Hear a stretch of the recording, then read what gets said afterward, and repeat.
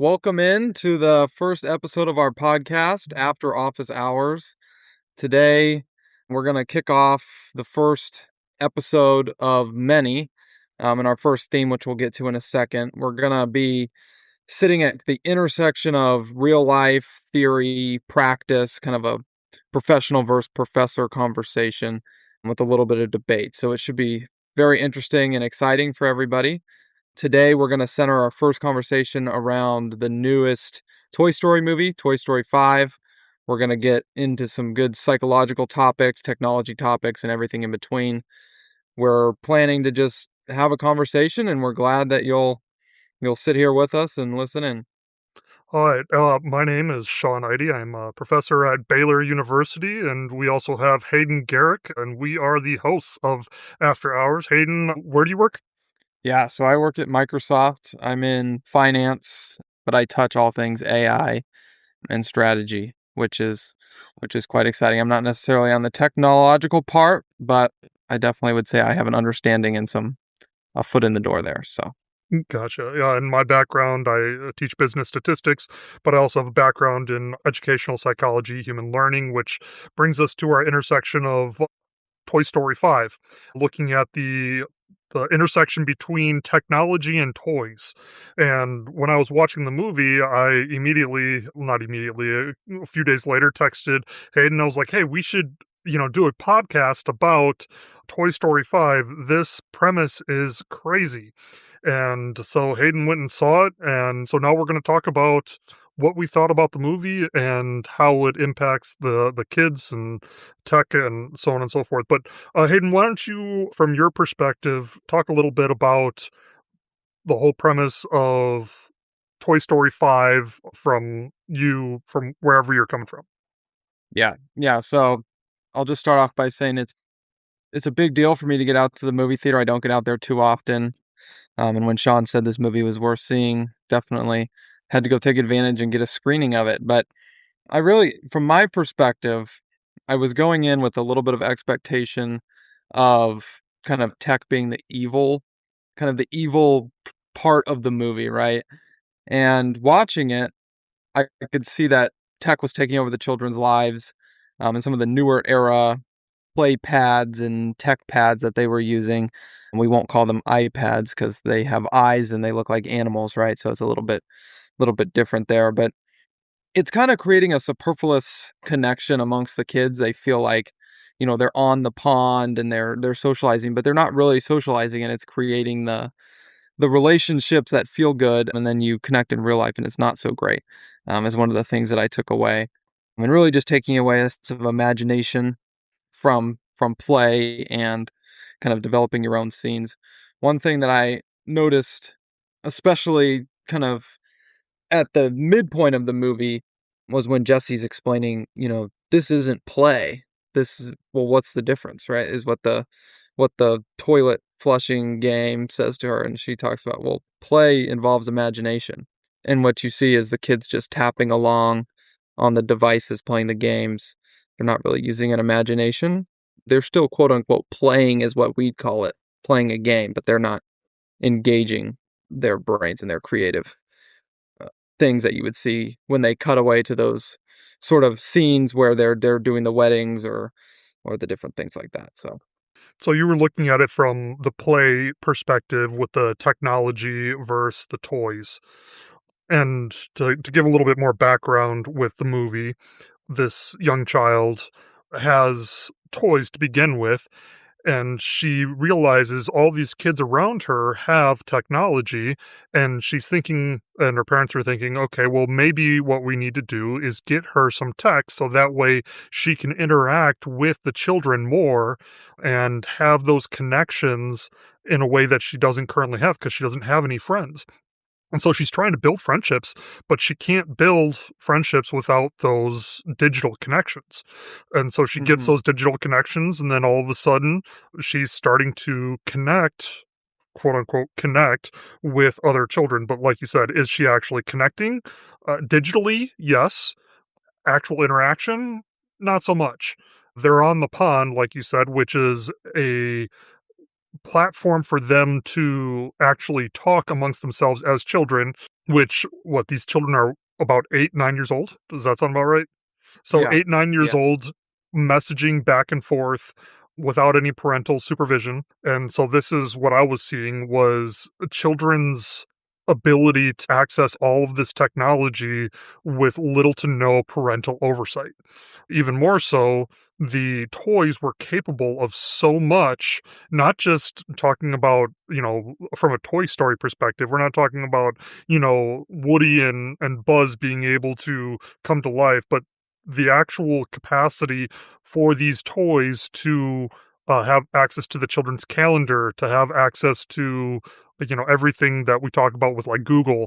What do these children have access to, and what does the technology have access to? And we see the technology has a tremendous amount of access to reach into these children's lives without any parental supervision or parental realization of everything that it actually touches. And I don't feel like that's really being discussed at all right now with this movie. The amount of just control and the amount of insight that the technology has in these children's lives. Yeah, and I think what that kinda comes down to, and what I've noticed while watching the movie and how the children interact with the technology is, it goes from sort of wanting to play with the toys for entertainment, not really even thinking about it, to a competitive type, not wanting to feel left out aspect of when they're playing the tag game, right? She doesn't wanna play it when she wakes up first thing in the morning because it's fun and she wants to play. It seems like she gets on immediately and starts playing because her friends are playing and she doesn't wanna be left out. And if she misses the points that they get early in the morning, she's never gonna be able to catch up with them and, they may make fun of her or whatever. And so I think that kinda shows, like, especially with some of the things that the children of today are using, think of, TikTok, Instagram, other short form things, attention spans are decreasing and companies are taking advantage of that decrease in attention span for everybody, not just children, including adults. And really turning it from I'm going to sit down here on the floor for 30 minutes, an hour and play with my toys and it'll feel like a 5-minute thing to if I don't play this game 30 seconds after I open my eyes for the first time, I'm going to miss out on all my friends who are hopping around by tapping their thumbs on the screen. Right. So, Sean, I don't know what you think kind of about that competition aspect, if it's sort of looking more from I'm playing with my toys to have fun and to entertain myself versus I'm playing with this thing to not be left out or to try to have more points than my friends. Right, if we look at it from an identity perspective, like identity theory, what we have right now is a social group that is affirming these children's identity, and they are getting on with their digital self, and this young girl at the age of 8 has now created a digital self and is seeing, "Okay, this digital self reflects my physical self, and the actions that this digital self engages in is supported by the actions of other children around. And so what you have is all these children affirming these children's actions at this, right away, without giving them an opportunity to be by themselves, to be bored. I don't know about you when you were young. I mean, I'm, I don't know, a good 15 years older than you, but when we were young, we didn't have I remember getting our first computer when I was about 5, 6 years old, and we were one of the first families on the block with a computer, much Mhm. less, everyone having one, and we were bored. Well, we weren't really ever bored, and the reason why is because when you're bored, you go and find something creative to do. You go and find Yep. something fun to do, and the individuals that are affirming you are the physical individuals that are in immediate proximity to you, your parents, your siblings, your neighbors, the individuals that are able to interact with you, and they're affirming, "Okay, this is the appropriate behavior, this is the inappropriate behavior," and you're forming your identity based on those who are, most important and, in immediate proximity, but you're able to create now with your digital self, almost like a pseudo group of individuals that can affirm that identity, and you surround yourself with whoever it is that you want to surround yourself with, and they're going to affirm it by whatever actions they have. And in this case, in the movie, you have these really bratty kids that are affirming her identity by saying, "Yeah, we all get on the pond and we all play this game right away, first thing in the morning. And if you don't do that, you're not cool." And so she's Mhm. trying to fit in with them, and she's trying to be one of them, and that's really concerning. Yeah. Yeah, and I mean, I just think back to when she finally gets invited to the sleepover, we have this exciting kind of euphoric moment where she gets invited to the sleepover on the messages. She's excited. Her parents come in and they think to themselves, I can only imagine, we're so glad we bought this thing. This is looking like it's what we expected. And then she actually gets there, and all that happens the entire time is face in the screen, right? Mhm, And she gets there with her toys, which hide themselves in the suitcase, a classic Toy Story type thing there. And they just ask her, "You still play with toys?" And she's so mm, embarrassed. And instead of, having confidence to say, "Yes, I do," she wants to fit in with them. And so she throws them back in the car and brings her lily pad out. So just very kind of in line with what I see. Especially, I mean, you could say this for the 8, 9-year-old children that we see in the movie, but also, I mean, college age kids and higher are doing the same things just in a different way. But I mean, some of the things that I think about, like you mentioned, the toys that we played with, the toys that I had a handful of toys. You can think of Hot Wheels cars, Lego bricks, different toys that were the same, but you played with them differently based on what you were doing for that day, that week, that month, and you didn't always get new stuff. And so something that stuck with me in that regard is when they make up the camera toy, the phone toy, and the bathroom toy make up with Jesse, and they're talking about how long they've known their kid. And the tech toys, as we can call them, say, "Oh, well, we 6 months." And then she goes, 6 months? And they say, "Yeah, is that too long?" She goes, "No, it's way too short," right? So these tech toys are really just getting into the hands of the children, and they're getting some short-term enjoyment, fun out of them, and then they move on to the next thing, the next innovation. And I mean, that's pretty consistent with what we see with, releases of tech products.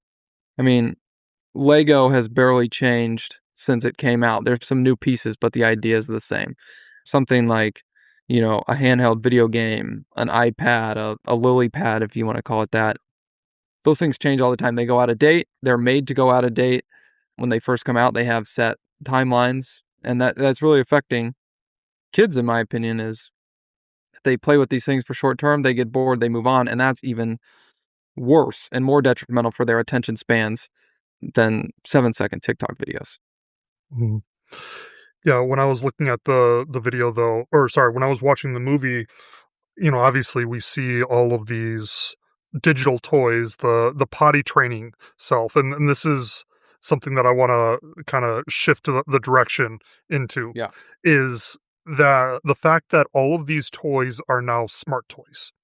There's a Buzz Lightyear that is a smart Buzz Lightyear. There is a potty toy that is a smart potty toy, a camera that is a smart camera, and this is nothing new, right? I mean, how long have we been dealing with smart toys in your opinion? A long time. Yeah. Okay. I had Like, smart toys probably middle of my childhood and beyond, I'd say.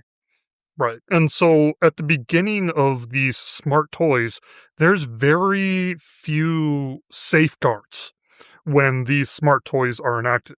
I mean, we've seen this with like the Nest thermostat. Why does the Nest thermostat have a microphone in it? Why do these things have cameras in it?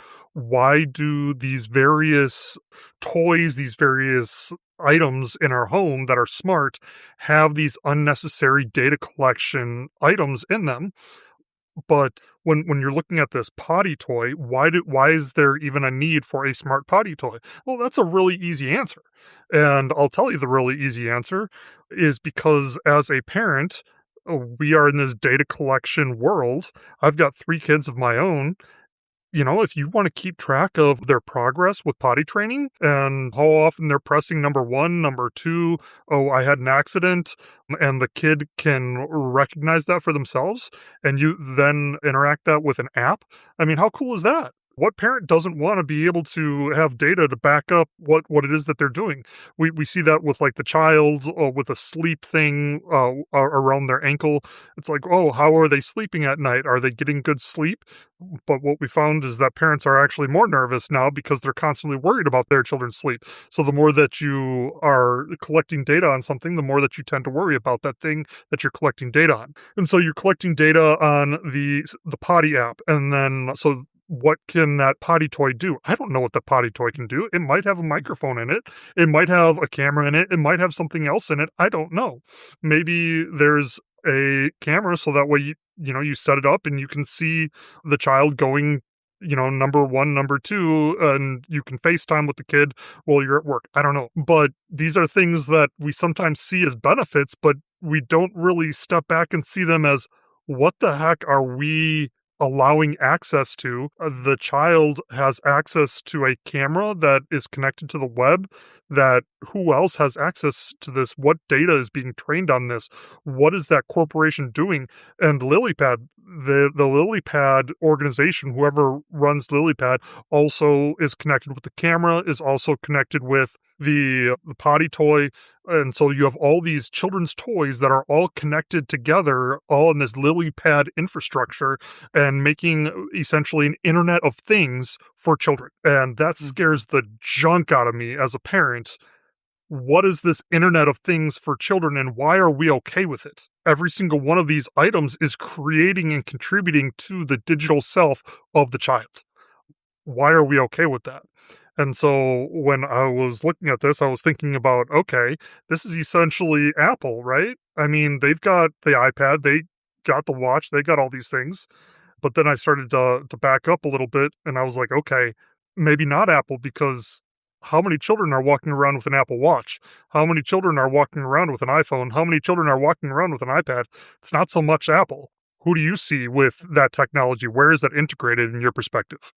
I'll tell you, I do see a lot of children with the iPad. That's the most common technology. We sit down at a restaurant, and it's worth saying I don't have children. Shaun does. So I kind of have a different perspective of what I see as an outside observer. But, I'm at a restaurant, I see a family come sit down. The first thing they do is they slot the iPad in the kid's hands, and, they're playing some sort of game or watching some sort of video, and it's really just seems to keep them busy. So I see the iPad most often, less so phones, Apple Watches. I know for a while a lot of kids had those phone watches. I don't know if you've seen those. They could like call your mom and 911 and something else. Mhm. And at least I don't know what other sort of connections you could make with those types of things. But what I was thinking back when you were saying, why does the toilet toy have a camera? Why does it have a microphone? Let me kind of get into two different things from a technology point of view here. From a sales point of view of what we're going to sell to make money, information is very valuable, especially if you can say, I can take something that you don't know or you're just be guessing on, and I can sell you a dashboard on your phone that tells you how well your child is potty training. Oh, and by the way, I can use that to show you the progress against other children or the average child, or I can use AI to summarize the insights. You don't even really have to think. You just look at this thing and say, is the bar full? Is the indicator green? Those are the kind of things that really sell because the parents feel like they're doing a great thing for their child. They're informed, they know what's going on, but really they're just looking at an app. There's not really much thinking going on, but that does sell a lot. Subscriptions especially, because you don't want to leave your child behind when everybody else is, smart potty training, which is also pretty disturbing. And secondarily, Shaun, I think you probably remember in the movie when they're trying to get in contact with the child, they take a picture of the toys acting as toys, and then they send it out to what seemed like everyone. they delivered that message to everyone. Everyone saw it, including her friends, who of course started to make fun of her, and that's kind of the next part of the movie. But the concern there is that was really easy. The Mhm. toys sent out that message to everyone. That's what kind Mhm. of concerned me was if they can do it, a child can certainly do it. And what sort of things are we collecting about ourselves that we could easily send out, or a child is collecting about themselves that they could easily broadcast, post, send out, or somebody posing as another child, which happens often. You look at games like Roblox and other games like that, there's predators, real life predators posing as children, making friends with these children and asking ridiculous, inappropriate, disgusting things of them, which the children trust because they think it's just another friend or another point of the game. So from a send out perspective, I think in some of the real life things that we have, some of those safeguards are in place, right? Like maybe your child can only communicate with the contacts that you set or you have parental controls set. But some of the toys that they were interacting with to send that messages, those were older toys, right? They had the pixel screens and things and they weren't the new modern toys. So, what kind of things are we sending out? How are we Mhm. publishing this to everybody? And I guess, Sean, did that concern you? Did you notice that when the message just went out to the entire ecosystem of these smart toys? I 100% noticed that with children being able to interact with other children that they didn't even know. The message being able to be sent from the cowgirl, I forget the cowgirl's name, back to Bonnie. Blaze. Blaze, yes, Blaze. Yeah. So Blaze, the message was sent from Blaze to Bonnie and Bonnie to Blaze, and the parents are completely unaware that there's this interaction. Then also, like you said, that message that's sent to everyone. And yeah, there is that whole the fact that tech on their back end was able to override these parental controls. But like you said, you have adults that are on Roblox, that are on these various platforms that are intended for children. And there are messaging apps. There are Facebook accounts that are quote unquote for children that can still interact with other children accounts. So if I create a children's account, I can interact with other children, and then all of a sudden you can start to get more information. It's kind of crazy. Yeah, it's really scary to think how connected these children are. And so where do we see this right now? I would say very specifically, we see this with Google. With Google Classroom, with children being able to send messages to other children, parents being able to message the teachers on various elements of that. But Google has a very large infrastructure for education with their Chromebooks, with their various elements that they can have. Also, I was looking up. You were referring to iPads as Mhm. what you see, and so I pulled up a few data points. By age 2, 40% of children have their own tablet. By age 4, more than half of children, or 58%, have their own tablet. And then 80% of parents with children ages 5 to 11 say their children uses a tablet. As compared to 64% ages 3 to 4. And this is from Common Sense Media and Pew Research Center. I will say all three of my children have their own tablets ish. My youngest technically doesn't. She uses my iPad, but they only use it on trips. Mhm. Which tablets do they use? The dominant one are Kindles, and specifically Kindles for kids. And so there's this whole infrastructure just for children. And but the iPad is geared more so for teens or older children. They'll consume media more on the iPad, but they'll interact with media more on Kindles. And there's a whole library of games, so on and so forth. But the actual ability to interact on Kindles, I'm not 100% certain about it, but I'm sure that there is a Mhm. way for children to interact. But the Chrome infrastructure is the one that I see the most with children right now. Gotcha. Yeah, no, that's an interesting point, and I wanna after I bring this up, I wanna hear your thoughts from a Kindle point of view.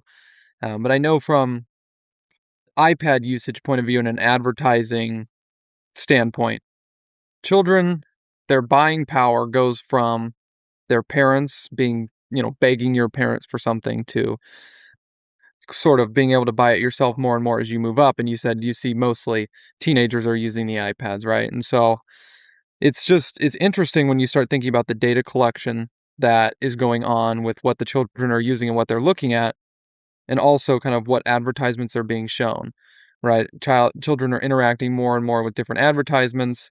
They're asking their parents for things, or sometimes they're even clicking it and buying it right there, or adding it to some sort of family cart, right? And I think the more data we collect with the more connected toys, the easier it is going to be to target in specific advertisements, which from a money making point of view, that sounds great, right? But from the point of view of a parent, which I'm sure Shaun will give here in just a second, is pretty disturbing. So I don't know if you have seen that on the Kindle, if there's some sort of thing you can turn off or not, but sort of just all this different data collection, more so than they clicked on this link, they looked at this page, they stood on this image for 30 seconds, right? It's just more and more microphone data, interaction data. Shaun and I were talking earlier off podcast about, what happens when heart rate data starts being collected. Apple Watches, AirPods all take heart rate, Garmin watches, does that have something to do with how we interact, how the companies are interacting with what the children are looking at, what spikes heart rate, right? That's a kind of an interesting topic maybe for a later podcast, Shaun, but what are your thoughts on kind of advertising and how that loops in with the data that's being collected from these children's toys? Right. Looking at the Chrome, that's what I was thinking of initially, but now that you talk about advertising, looking at the Kindle, the games that my children are on, the very little bit that they actually play them, it's constantly wanting to show ads to be able to get more coins. They're not allowed to purchase anything. Anytime that they want to download an app, they have to request to download that app. We get an email and we approve whether or not they can download that app. But yeah, they Mhm. can go on Amazon, put stuff in a cart. They can look at advertisements. There's a lot of things that they can have access to, but they can't check anything out. They can't actually physically purchase anything without our permission. They definitely are being targeted with advertising on a Kindle because Kindles are very cheap. One of the top of the line kids Kindles right now is, only about 150 bucks. That's pretty dirt cheap for how much computing power that has, right? Yeah. You can watch everything, but now that you can watch everything, well, now you've got to have the Amazon Prime and you've got to have subscriptions to all these Amazon linked video subscriptions and so on and so forth. And so yeah, you that infrastructure that Amazon has with the Kindle, with bringing the children up. I mean, the actual Kindle Fires, they're, in my opinion, trash. But they're designed to be disposable tech, like we were talking about earlier. But yeah, it's the targeted advertising, the Kindle infrastructure, getting those kids into Amazon early and keeping them there is very noticeable. Yeah, and I'll say kind of what we refer to in the industry, and there's a reason that those pieces of tech are so cheap. And it's not because they're produced at a cheap price, although they are sort of, right? So kind of final thoughts here would be what we call the funnel. And so we can get into this later. We could sell those pieces of tech cheap, especially to children, because it opens up subscriptions, in-app purchases, advertising, all that good stuff, which is too much to talk about today. But just to kind of close out my thoughts, Shaun, and then I'd love to hear yours. The tech, the Bonnie is playing with the toys. She seems to have kind of an innocent childhood. The iPad, Lily Pad, is brought into her life, and she makes some quick touch friends, right? And I think that's initially a good thing, and it turns out to be a bad thing. And so, overall, what I got out of the movie as a perspective of somebody without children is the way to build quality relationships is sort of a mix of the two, right? The technology enabled Bonnie to meet a friend that she might not have. And the toys, playing with the toys, imagination, the wedding at the end is finally what connected them together and kind of sealed that friendship. So I don't think we should get rid of the tech. We should only do toys. We should only have them on the iPads. We should never have toys. I think it's a real mix. And finding that balance as a parent is something that I'm not prepared to do at this point, but maybe you feel more prepared to do that, Shaun. Yeah, I 100% agree that finding the balance between the two is very important. Tech is here to stay, it's not going anywhere, but educating yourself as a parent, setting limits, understanding the actual ins and outs of what your children are looking at and not just blindly handing them something is very important. Bonnie got really upset in the middle because she got a message from somebody and the mom was like, "What's going on?" She was completely oblivious to the message that Bonnie received from another parent. That should never happen to a 9-year-old. A 9-year-old or an 8-year-old shouldn't be able to get a message from another kid with a parent not knowing what's going on. Mhm. And so the parent should be very aware of what that child is interacting with, the advertising that they're interacting with, where that data is going. But if we keep our children from being able to engage with technology, they're going to fall behind. If we don't allow them to interact with other children using technology, they're going to fall behind. But we need to be able to help them, equip them to find that balance of, okay, now it's a no tech time. You guys are having a sleepover, no tech, no iPads, no this. Y'all can watch a movie, y'all can have popcorn, but you don't need to be on something where you're interacting with a screen while you are interacting with other people. When we're at a table, my children never have an iPad. They never have screens. We don't have screens at tables. When you're supposed to be interacting with other people, there's not screens. When you're supposed to be acting with a screen, well, then that's screen time.